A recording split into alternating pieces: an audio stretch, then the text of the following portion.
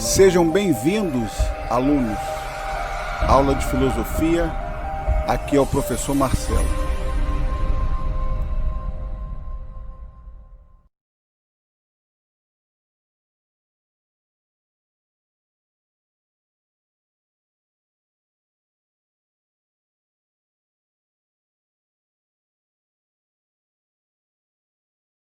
Discussão.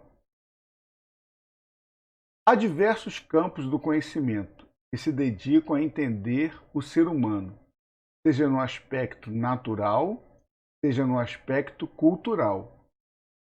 No estudo dos comportamentos humanos, busca-se entender quais deles estão ligados à natureza e quais estão ligados à cultura.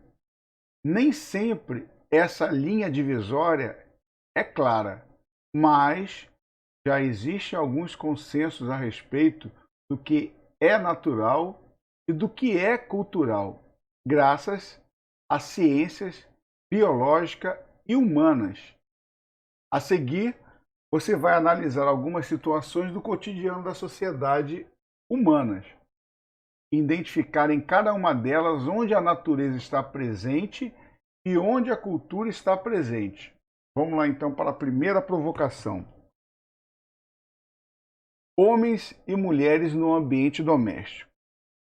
Aqui nós vamos ver uma provocação, foi uma estatística, do Instituto Brasileiro de Geografia, o IBGE, que foi compilado para marcar o Dia Internacional da Mulher.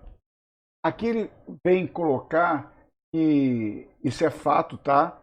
Que a mulher trabalha em média 8 horas a mais por semana em afazeres domésticos e no cuidado dos familiares, do que os homens, Isso é fato, Dentro de um padrão realmente, lembrando que sempre vai existir as exceções, tá, minha gente? Mas dentro de um padrão cultural, a população aqui no Brasil, e é o Instituto de Pesquisa, o IBGE, ele teve esse diagnóstico aqui, que os homens gastam 10,5 horas por semana, enquanto as mulheres gastam 18,1 horas, todas as semanas com cuidado doméstico, tá? E aí eles vão abordar um outro tipo de sociedade, Aqui estamos falando de uma sociedade, a nossa, no Brasil, muito influenciada pela cultura europeia, Nós fomos colonizados por europeus, os portugueses. E aqui vamos falar de uma outra cultura, da Papua Nova Guiné. Entre o povo Chambly da Papua Nova Guiné, no Sudeste Asiático, as mulheres são as fornecedoras de alimento e responsáveis pela pesca, pelo comércio e pela produção de riqueza. Já os homens dedicam-se às atividades domésticas e às artes. Além disso, são considerados emocionalmente frágeis. Olha só, duas distinções aqui. Duas culturas totalmente diferentes. Aqui o homem, a gente sabe disso, é o que vai buscar o sustento para a sua família, Boa parte da sociedade, podemos dizer, o homem é aquele pilar central da família, onde ele vai buscar o sustento da sua família, Ele vai correr atrás. Já nessa cultura aqui é o inverso. É a mulher que vai correr atrás na Papua Nova Guiné. São duas culturas distintas, O que aqui pode mostrar para a gente é o seguinte, que a mulher também ela dá conta. E a gente sabe que no mundo ocidental, as mulheres hoje em dia trabalham fora, Vão buscar seu espaço no mercado de trabalho. Claro, infelizmente ainda existe uma distinção na questão salarial, E às vezes a mulher realiza o mesmo trabalho do homem, mas por questões que a gente sabe que infelizmente um dia, se Deus quiser, vai ser quebrado, porque ela consegue dar conta da mesma atividade que o homem faz, por que não ganhar a mesma coisa? Ok?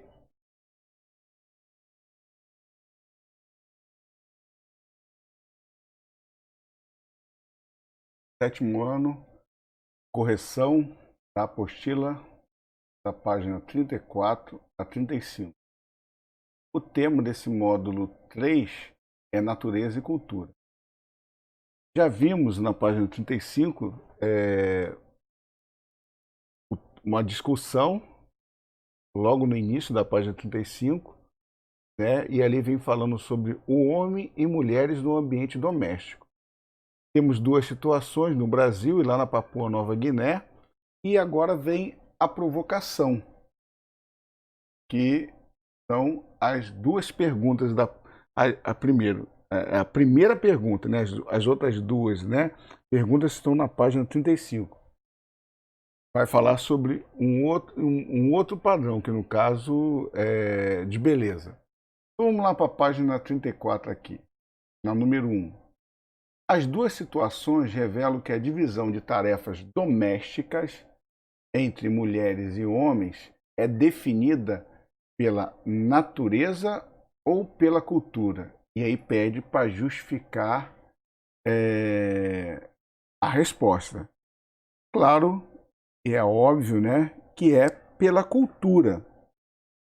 O povo Chambly, lá na Papua Nova Guiné, ele comprova que não falta à mulher nenhum atributo físico para a realização de atividade.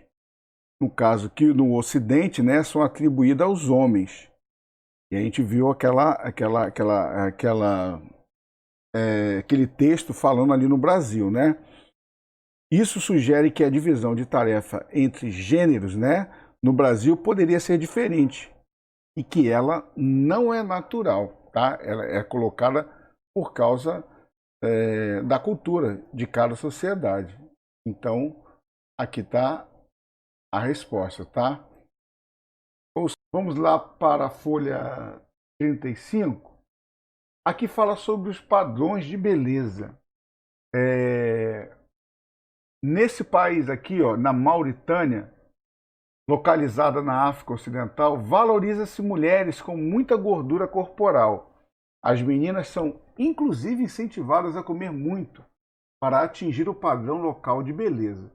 A gente sabe que essa questão do padrão de beleza, ela muda de tempo em tempo. Por exemplo, no século XV, no Renascimento, se nós formos ver as obras de arte, a maioria, uma boa parte das mulheres, né, tinham um corpo bastante volumoso, né? Ou seja, valorizava a mulher com esses requisitos, né?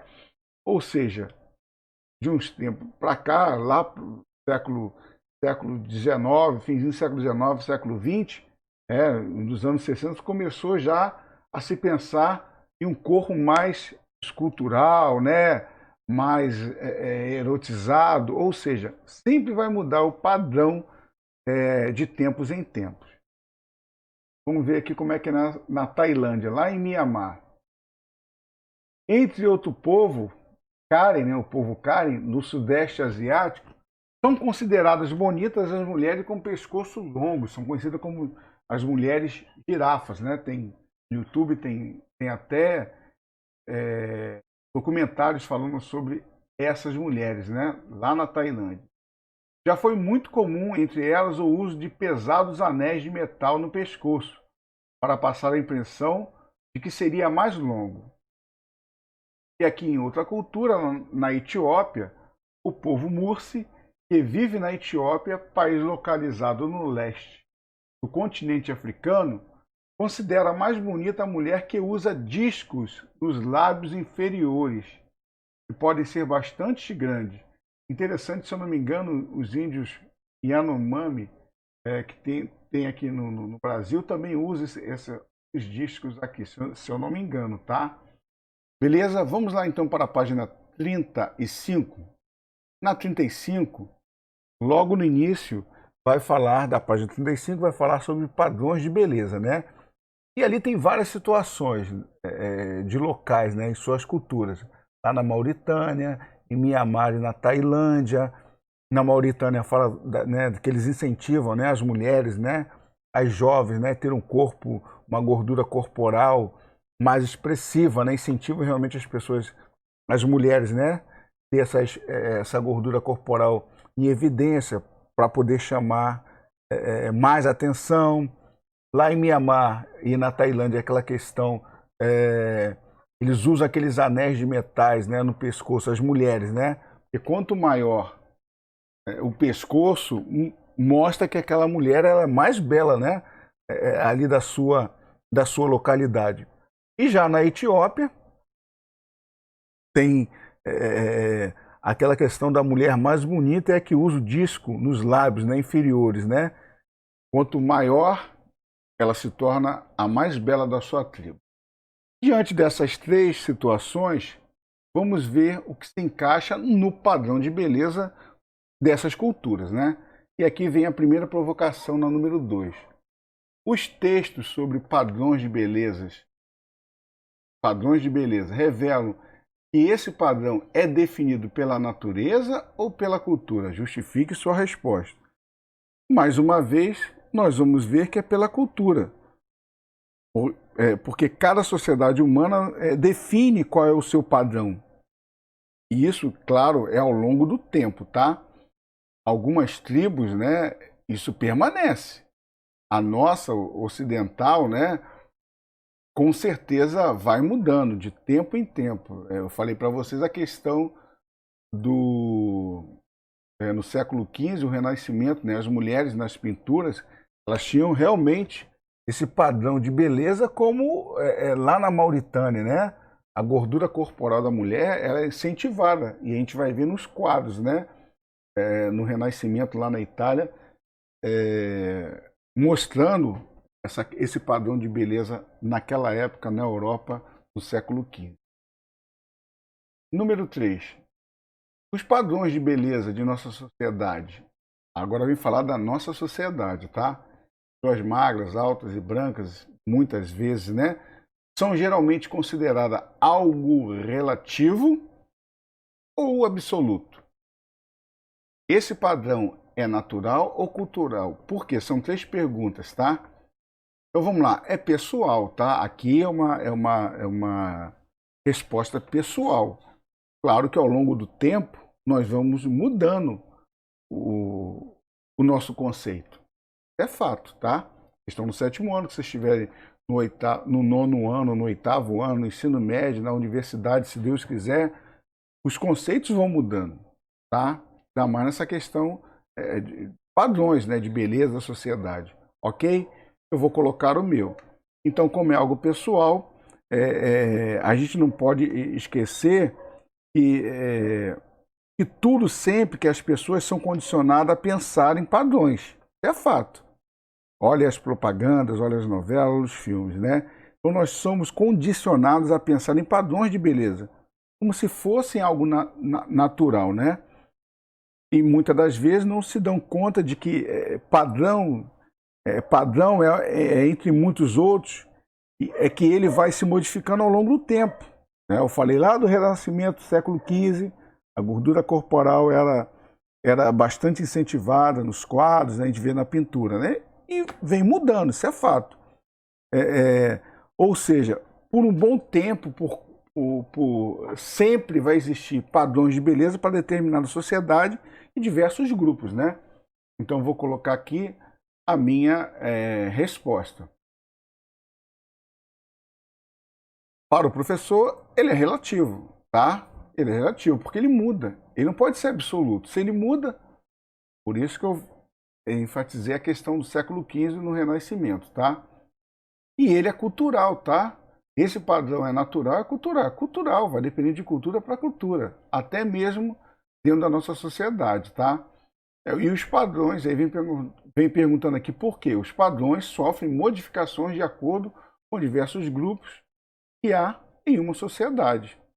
Ok? Vamos lá então? Vou deixar 2 perguntas para vocês lá na plataforma do Plural Maestro, lembrando que eu pontuo e é por lá que eu vou fazer a avaliação dos meus alunos, tá ok? Um abraço, fique com Deus, tudo de bom.